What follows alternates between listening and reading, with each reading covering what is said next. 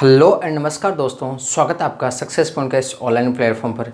Guys, आज हम discuss करने जा रहे हैं नाउन के कुछ इंपॉर्टेंट क्वेश्चंस जो प्रीवियस एग्जाम में कई बार पूछे जा चुके हैं और आगे आने वाले जो फर्दर एग्जामिनेशन है उनमें भी पूछने के इनके बहुत ज़्यादा चांसेस है। तो चलिए डिस्कस करते हैं कुछ इंपॉर्टेंट क्वेश्चंस। तो देखिए गाइज, हमारा सबसे पहला क्वेश्चन है वो है my son is reading Dinkar's and Nirala's poetries as a part of his syllabus. ठीक है, चलो सबसे पहले बात करते हैं गाइज, यहाँ पर अपन बात करते हैं माई सन इज रीडिंग। तो आपको बताना है कौन से वाले पार्ट में एरर है। सबसे पहले आप यहाँ पर बताएंगे कौन से वाले पार्ट में एरर है। तो सबसे पहले देखो, पहला पार्ट है अपना पार्ट ये वाला ए है, इसमें है माई सन इज रीडिंग कि मेरा सन है वो रीडिंग कर रहा है दिनकर्स एंड निरालाज पोइट्रीज कि दिनकर और निरालाज की कविताओं को as a part of his syllabus कि वो क्या है उसके सिलेबस का पार्ट है। तो सबसे पहले गाइज अपन बात करते हैं कुछ हमने नाउन में हमने एक रूल पढ़ा था, कुछ नाउन्स ऐसे होते हैं जो ऑलवेज सिंगुलर होते हैं, उनका प्लूरल अपन नहीं बना सकते। We can not make plural them, उनका प्लूरल अपन नहीं बना सकते। वो अपने गाइज वर्ड थे अपने, एक बड़ा था आपका सीनरी, ठीक है ना, सीनरी, पोइट्री, ज्वेलरी, इंफॉर्मेशन, उसके बाद में क्रोकरी, ये सारे वर्ड्स थे, इनका प्लूरल अपन नहीं बना सकते क्योंकि ऑलवेज ये सारे कैसे होते हैं, अनकाउंटेबल होते हैं और अनकाउंटेबल नाउन्स के अपन यहाँ पर प्लूरल नहीं बना सकते। तो इसका मतलब गाइज यहाँ पर सबसे पहले आपको पता चल गया होगा कहाँ पर एरर है, क्योंकि गाइज पोइट्रीज आपका अनकाउंटेबल नाउन है तो ये क्या होगा, रॉन्ग होगा। तो यहाँ करेक्ट क्या हो जाएगा, पोइट्री करेक्ट हो जाएगा। क्या हो जाएगा, पोइट्री करेक्ट हो जाएगा कि यहाँ पर है जो मेरा सन है वो रीडिंग कर रहा है दिनकर और निरालाज की पोइट्री को। ठीक है, ए गाइज यहाँ पर कई विद्यार्थी है जो बी पार्ट्स में एरर कर सकते हैं। कैसे, तो उनको बताता हूँ। आपने पढ़ा है जब एक ही वाक्य में दो सब्जेक्ट्स आए, ठीक है ना, दोनों सब्जेक्ट के साथ एक साथ एपोस्ट्रोफी एस का यूज़ नहीं कर सकते अपन, आपने अच्छे से रूल में पढ़ा होगा। लेकिन गाइज यदि एक के साथ कब नहीं आते हैं, जब एक ही सब्जेक्ट के बारे में दो बातें डिस्कस की जा रही हो। लेकिन यहाँ दिनकर अलग है और निराला अलग है, इसलिए दोनों के साथ एपोस्ट्रोफी का यूज़ किया है कि मेरा जो बेटा है वो दिनकर की और निराला की दोनों की पोइट्री को क्या करता है, पसंद करता है, क्योंकि वो उसके सिलेबस में है। ठीक है ना, तो दिनकर अलग है और निराला अलग है, दो अलग अलग यहाँ पर पोइट है। ठीक है ना, तो इनके दोनों के साथ में अपने एपोस्ट्रोफी का यूज़ कर सकते हैं। लेकिन यहाँ ऑप्शन आपके पार्ट सी में एरर होगा। ठीक है, आशा करता हूँ गाइज अच्छे से पहला क्वेश्चन समझ गए होंगे। बढ़ते हैं सेकंड क्वेश्चन की तरफ। It is very difficult to chase. Chase का मतलब होता है पीछा करना, ठीक है ना। और एक यहाँ पर इसी का सिमिलर वर्ड होता है, वो होता है CHESS। इसका मतलब ये स्पोर्ट्स से रिलेटेड है, जिसका मतलब होता है शतरंज। ठीक है, चलो तो सबसे पहला पार्ट है it is very difficult to chase a huge score in the second inning. ठीक है ना, कि यहाँ पर ये बहुत ज़्यादा क्या डिफिकल्ट है कि ये बड़ा वाला जो स्कोर है, यूज़ का मतलब बड़ा विशाल, ठीक है ना, स्कोर है वो अपनी जो सेकंड पारी का जो स्कोर है वो बहुत ज़्यादा डिफिकल्ट होगा। तो सबसे पहले बात करते हैं गाइज, आपको बताना है पार्ट ए में, बी में या सी में या डी में या नो एरर है, आपको बताना है। ठीक है, तो चलिए बढ़ते हैं अपने नाउन में पढ़ा था। चलो सबसे पहले इस नंबर की बात करते हैं। ये नंबर है, आपको पूछा जाए कैसा नंबर है, ऑर्डिनल नंबर है। और आपने पढ़ा ऑर्डिनल नंबर से पहले सदैव ही डेफिनेट आर्टिकल द का यूज़ किया जाता है। ठीक है, यहाँ जो वर्ड लिखा हुआ है इनिंग, इनिंग गाइज आपका यहाँ पर वर्ड नहीं होता है, करेक्ट वर्ड होता है आपका इनिंग्स। इनिंग्स का मतलब होता है पारी, यानी जब दोनों टीम्स एक साथ खेल लेती है वो एक पारी कंप्लीट होती है। इसका मतलब इनिंग वर्ड नहीं होता है, करेक्ट वर्ड क्या होता है, इनिंग्स होता है। इनिंग्स आपका सिंगुलर के रूप में भी यूज़ होता है कई बार और प्लूरल के रूप में भी यूज़ किया जाता है। तो गाइज यहाँ पे आपका यहाँ पर करेक्ट वर्ड क्या होगा, इनिंग यूज़ ना होगा, यहाँ पर करेक्ट क्या हो जाएगा, इनिंग्स हो जाएगा। क्या हो जाएगा, इनिंग्स वर्ड करेक्ट आपका हो जाएगा करेक्ट। तो ऑप्शन नंबर अपना कौन से वाला हो गया, ऑप्शन नंबर सी करेक्ट हो जाएगा। ठीक है, चलिए गाइज बढ़ते हैं थर्ड क्वेश्चन की तरफ। I went to the house and found that कि मैं जब घर गया तो मैंने पाया था that the car's wheel was broken कि कार्स का जो पहिया है वो टूटा हुआ था, ब्रोकन था। ठीक है, चलिए सबसे पहले बात करते हैं गाइज, हमेशा ही एपोस्ट्रोफे का यूज़ हमेशा ही लिविंग थिंग के साथ में होता है। किसके साथ में होता है, लिविंग के साथ में होता है, सजीव के साथ में। बट गाइज यहाँ पर अपनी कार है वो क्या है, नॉन लिविंग है। इसका मतलब ये वाला पार्ट क्या है, रॉन्ग है। तो क्या हो जाएगा यहाँ पे करेक्ट, तो करेक्ट हो जाएगा the wheel of car was broken. ठीक है ना, ये वाला करेक्ट हो जाएगा क्योंकि कार नॉन लिविंग है नॉन लिविंग के साथ एपोस्ट्रोफी का यूज़ नहीं किया जाता है। ठीक है, चलिए गाइज बढ़ते हैं फोर्थ क्वेश्चन की तरफ। Sachin Tendulkar has scored more than 5000 run. तो सबसे पहले बात करते हैं गाइज, यहाँ पर इस सचिन तेंदुलकर के बारे में बात हो रही है। हेज वेव के साथ वर्ब के थर्ड फॉर्म आती है, ये भी सही है। मोर देन यहाँ कंपेरेटिव डिग्री की बात हो रही है।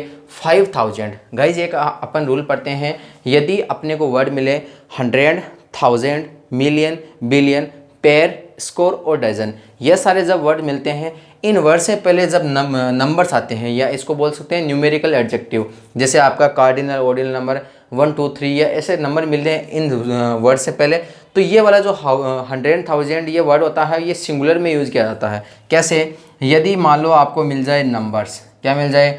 नंबर्स, उसके बाद में आपके वर्ड आ जाए पेयर, उसके बाद में स्कोर, उसके बाद में डजन, उसके बाद में 100, 1000, मिलियन, ये सारे वर्ड हैं, तो ये वाले शब्द किस में होंगे? सिंगुलर में यूज़ होंगे। इसका मतलब यहाँ पर गाइज अपना रोम क्या होगा? थाउजेंड्स नहीं होगा, यहाँ करेक्ट क्या होगा? 1000 होगा। क्या होगा? 1000 होगा। करेक्ट क्या हो जाएगा? 1000, क्योंकि उनसे पहले क्या आ गया है? Numerical adjective. ठीक है, चलो आगे वाला क्वेश्चन है guys, 1000 of rupees were spend by him. इसी में एक रूल और पढ़ते हैं अपन कि यदि इन इनसे पहले यदि नंबर्स शब्द नहीं आ रहा हो, जैसे 1 2 3 इस तरीके से नहीं आ रहे हो, तो इनके बाद में यदि मान लो आपको मिल जाए प्रीपोजिशन, क्या मिल जाए? प्रीपोजिशन मिल जाए, तो ये वाला वर्ड प्लूरल में यूज़ किया जाता है। वेरी वेरी इंपॉर्टेंट गाइज, इसके हर बार एग्जाम में क्वेश्चन पूछा ही जाता है। ठीक है ना, तो देखो सबसे पहले यहाँ 1000 बना रहा है, 1000 के जस्ट बाद में अपने को दिया जा रहा है क्या? प्रीपोजिशन। तो प्रीपोजिशन आता है तो यहाँ वाला वर्ड प्लूरल होता है, तो यहाँ करेक्ट क्या हो जाएगा? थाउजेंड्स हो जाएगा। क्या हो जाएगा गाइज? थाउजेंड्स। इसका होगा थाउजेंड्स ऑफ रुपीज़, कि यहाँ पर है हज़ारों रुपए है वो स्पेंड खर्च किए गए उसके द्वारा, ठीक है ना, 1000 रुपये नहीं, हज़ारों रुपए। ठीक है, चलो आगे बढ़ते हैं गाइज। अगले वाला क्वेश्चन है, linguistic is the study of language. इसका दो तरीके से क्वेश्चन पूछा जाता है, एक तो पूछा जाता है वन वर्ड के रूप में, कई बार पूछा जाता है study of language is called, यानी यहाँ पर लैंग्वेज का स्टडी क्या कहलाती है? तो उसको बोलते हैं लिंग्विस्टिक्स। ठीक है ना, तो आप बता सकते हैं यहाँ पे कहाँ पे एरर है? वर्ड ही अपना होता है लिंग्विस्टिक्स, LINGUISTICS। लिंग्विस्टिक्स का मतलब होता है स्टडी ऑफ लैंग्वेज। ठीक है ना, तो लिंग्विस्टिक नहीं होता, लिंग्विस्टिक्स होता है। कुछ ऐसे वर्ड्स हैं जो हमेशा ही सिंगुलर यूज होते हैं, लेकिन अपने को प्लूरल प्रतीत होते हैं, जैसे लिंग्विस्टिक्स हो गया, एकस्टिक्स हो गया, न्यूज़ हो गया, इनिंग्स हो गया, इकोनॉमिक्स हो गया, एथिक्स हो गया, सिविक्स हो गया। ये सारे कैसे वर्ड्स होते हैं? सिंगुलर वर्ड होते हैं, दिखने में प्लूरल प्रतीत होते हैं। ठीक है, चलो इसे यहाँ पर सिनोनिम्स में से एक क्वेश्चन और पूछा जाता है अक्सर आपसे कई बार, एकस्टिक्स, ACOUSTICS। एकस्टिक्स का मतलब क्या होता है? तो होता है स्टडी ऑफ साउंड, यानी यहाँ पर साउंड की स्टडी क्या कहलाती है? एकस्टिक्स कहलाती है। Very very important one word है, अक्सर पूछा जाता है एग्जाम में। ठीक है, तो यहाँ पर कहाँ पे एरर हो जाएगा? लिंग्विस्टिक नहीं होगा गाइज, यहाँ पर अपना क्या हो जाएगा? लिंग्विस्टिक्स किसको बोलते हैं? स्टडी ऑफ लैंग्वेज को बोलते हैं। ठीक है, चलो आगे वाला क्वेश्चन है गाइज अपना, माई पेरेंट्स ऑब्टेन का मतलब है गेन करना, प्राप्त करना, रिसीव करना। ठीक है, my parents obtained many information about the child last night, कि मेरे पिताजी है या मेरे पेरेंट्स है, लास्ट नाइट है उस चाइल्ड के बारे में उन्होंने बहुत सी इन्फॉर्मेशन क्या की? ऑब्टेन की, प्राप्त की। ठीक है ना, वैसे अपना यहाँ पर है अपन पढ़ते हैं मैनी के बाद प्लूरल नाउन का प्रयोग किया जाता है, लेकिन यहाँ पर गाइज अपना एक नाउन होती है जो इन्फॉर्मेशन का अपन प्लूरल नहीं बना सकते। We can not make plural. क्यों नहीं बना सकते? क्योंकि इन्फॉर्मेशन अनकाउंटेबल नाउन होती है, अनकाउंटेबल नाउन का अपन प्लूरल नहीं बना सकते। तो गाइज यहाँ पर अपन क्या लगाएंगे? मैनी के बाद प्लूरल आएगा तो अपन क्या बोलेंगे? Pieces of. ठीक है ना, मैनी पीसेज ऑफ इन्फॉर्मेशन यहाँ क्या होगा? करेक्ट होगा। ये वाला अपना पार्ट क्या हो जाएगा? रॉन्ग हो जाएगा। तो करेक्ट क्या हो जाएगा? Many pieces of information. ठीक है ना, अक्सर हो जाता है यदि अपन किसी सिंगुलर नाउन का प्लूरल बनाना होता है तो अपन यूज़ करते हैं ए पीस ऑफ, या यूज़ करते हैं पीसेज ऑफ। ठीक है ना, चलो तो अब अपना यहाँ पर एरर हो गया सेकंड पार्ट में। चलिए गाइज बढ़ते हैं नेक्स्ट क्वेश्चन की तरफ। The gentry of our colony was invited to attend the meeting. कि जेंट्री का मतलब है जो आपके वर्द जो लोग होते हैं उनको बोलते हैं, कि हमारे जो वर्द लोग हैं उनको मीटिंग में उनको इनवाइट किया गया। ठीक है, चलो सबसे पहले बात करते हैं गाइज, आपका वर्ड हो गया जेंट्री, पोल्ट्री, ठीक है। उसके बाद में आपके हो गया इन्फेंट्री, ये सारे वर्ड्स है, पोल्ट्री, ये सारे वर्ड्स होते हैं सिंगुलर होते हैं, ठीक है ना। जैसे अपने को ये वर्ड होते हैं प्लूरल होते हैं, अपने को लगते सिंगुलर है। जैसे कौन कौन से वर्ड हो गए, जेंट्री हो गया, पोल्ट्री हो गया, कैवेलरी हो गया, इन्फेंट्री हो गया, पीपुल हो गया, पुलिस हो गया, पब्लिक हो गया, ये सारे जो वर्ड्स हैं वो अपने को सिंगुलर प्रतीत होते हैं, बट गाइज ये रियली में होते हैं प्लूरल होते हैं, ठीक है ना। तो देखो सबसे पहले बात करते हैं the gentry of our colony. यदि यहाँ पर इन नाउन्स के बारे में जस्ट आपके प्रीपोजिशन आता है तो यहाँ पर इस वाले को सब्जेक्ट माना जाता है, ठीक है ना। तो यहाँ पर आया वाज, अभी जैसे हमने पढ़ा है ये सारे शब्द कैसे होते हैं, प्लूरल होते हैं। तो यहाँ गाइज अपना क्या होगा, वर्ड आएगा। कौन कौन से वर्ड यहाँ पर आप लिख सकते हो, यहाँ पर एक वर्ड आ गया पोल्ट्री, ठीक है ना, एक आपका हो गया कैवेलरी, ठीक है ना, एक आ गया आपका जेंट्री, ठीक है ना, एक हो गया पीपुल, पुलिस, ये सारे प्लूरल वर्ड होते हैं, ठीक है। चलिए गाइस बढ़ते हैं आगे वाले क्वेश्चन की तरफ। In today meeting we must first discuss and thresh out the problem one by one, ठीक है। इसका अर्थ है इन टुडे मीटिंग कि आज हमने जो मीटिंग की थी, हमने निश्चित रूप से हमें डिस्कस करना चाहिए। थ्रेश आउट का मतलब है मतलब नष्ट करने के लिए, डिस्ट्रॉय करने के लिए, यानी एक एक प्रॉब्लम को, यानी आज की मीटिंग में अपन को जितनी प्रॉब्लम है उनको एक एक को थ्रेश आउट कर देना चाहिए, ठीक है ना।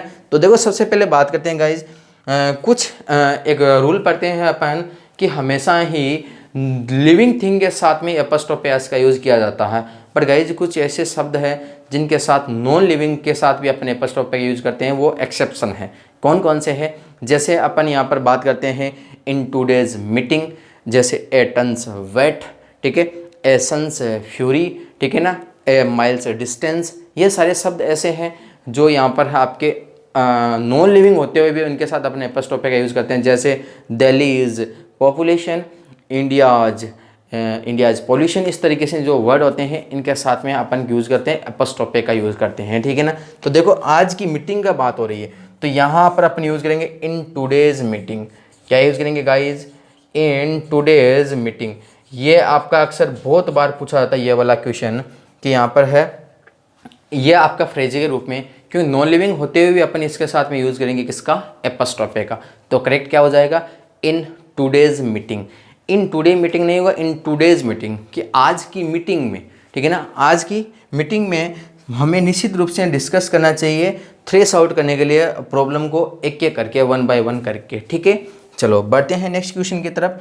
नेक्स्ट क्वेश्चन है हमारा, a pair of trousers have been bought by me, ठीक है। सबसे पहले बात करते हैं गाइज अपना ट्राउजर्स, ठीक है ना, जो ड्रेस कोड के रूप में आने वाले वर्ड्स हैं, जैसे आपके ट्राउजर्स, पैंट्स, शर्ट्स, ब्रीचेस, ठीक है, सीजर्स, ये सारे आपके जो वर्ड होते हैं वो हमेशा ही प्लूरल यूज़ किए जाते हैं, ठीक है ना। बट गाइज अपन बात करते हैं यदि इनको अपन को सिंगुलर के रूप में यूज़ करना होता है तो अपन लगा सकते हैं ए पेयर ऑफ, ठीक है ना। चलो तो देखो सबसे पहले बात करते हैं, अपने लगाए ए पेयर ऑफ ट्राउजर्स। ये सारे वर्ड्स हमेशा ही प्लूरल होते हैं, इनका अपन एस और एस या यस है वो रिमूव नहीं कर सकते, ठीक है। चलो तो देखो यहाँ पर प्लूरल होते हैं तो आने वाली वर्ब भी प्लूरल होगी, बट यहाँ पर आने वाला जो ये हैज और है वो वर्ब आई है, वो आई है गाइज यहाँ पर प्रीपोजिशन से पहले वाले सब्जेक्ट के अनुसार, यानी ए पेयर ऑफ के अनुसार। तो यहाँ पर अपना सब्जेक्ट क्या है, इस हैज और यहाँ पर हैव आई है, इसका सब्जेक्ट क्या है, अपना सब्जेक्ट है अपना ए पेयर ऑफ। तो यहाँ पर सबसे पहले बात करते हैं तो यहाँ वर्ब कैसी आएगी, यहाँ वर्ब आएगी अपने ट्राउजर्स के अकॉर्डिंग नहीं, यहाँ जो वर्ब आएगी ए पेयर ऑफ के अकॉर्डिंग आएगी। इसका मतलब ए पेयर ऑफ अपना क्या हो गया, सिंगुलर, क्योंकि अपना आर्टिकल में पढ़ते हैं आर्टिकल ए और एन हमेशा ही सिंगुलर से ही यूज़ से पहले ही यूज़ किए जाते हैं, प्लूरल से पहले आर्टिकल ए और एन का प्रयोग नहीं किया जाता है, ठीक है। तो यहाँ अपना हैव ना आकर के यहाँ करेक्ट क्या हो जाएगा गाइज, हैज हो जाएगा। तो क्या बन जाएगा, a pair of trousers has been bought by me, कि ट्राउज़र का एक जो आपके पेयर है, एक जोड़ा है, वो मेरे द्वारा क्या किया गया था, बाई किया गया या ख़रीदा गया था। तो आशा करता हूँ गाइज आपको सेशन अच्छा लगा होगा। यदि अच्छा लगा हो तो वीडियो को लाइक और चैनल को सब्सक्राइब जरूर कर लें। अब मिलते हैं नेक्स्ट क्लास में। Have a nice day, thank you so much.